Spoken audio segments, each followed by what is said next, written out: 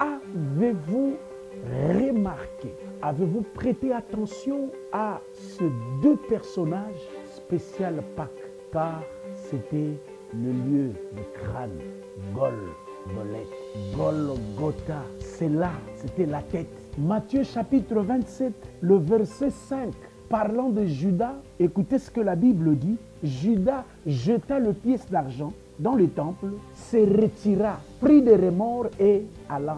Remarquez-vous que dans le même contexte, l'autre a vendu, l'autre a nié, les deux ont trahi. Mais remarquez-vous, Luc 22, verset 61, le Seigneur se retourna et regarda Pierre. Et Pierre se souvint de la parole que le Seigneur lui avait dite, avant que le coq chante aujourd'hui, tu me renieras 3 fois. 62.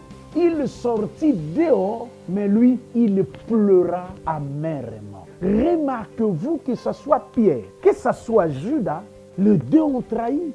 Remarquez-vous cela dans la parole de Dieu, que tout se passe parce que c'est la Pâque. Il faut que la bouche s'ouvre pour pouvoir parler de la bonne manière.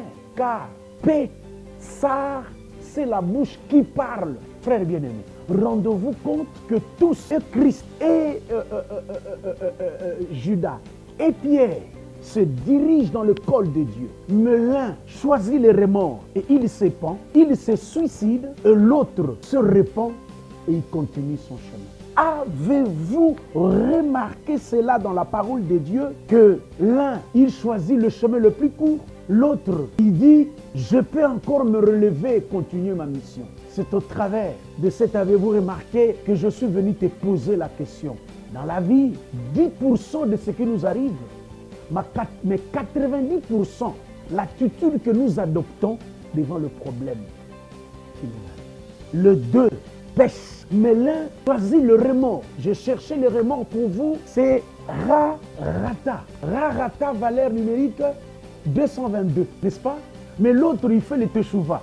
Et quand j'essaye de calculer ou de faire le teshuva moins, n'est-ce pas? Le Harata, ça me fait 491. Vous savez, le 491e mot de la Torah, c'est « il fleurira ».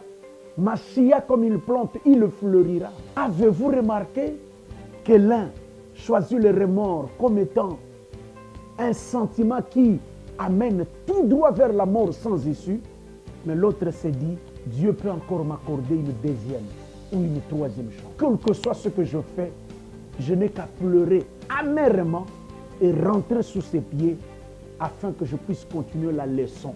Même si j'ai échoué aujourd'hui, mais la croix veut dire s'élève.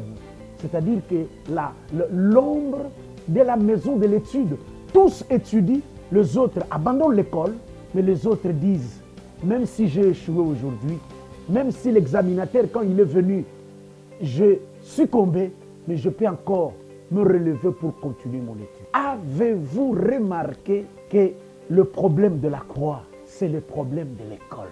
Je te pose la question ce soir. Es-tu arrivé à quel niveau? Remords ou repenti? Soyez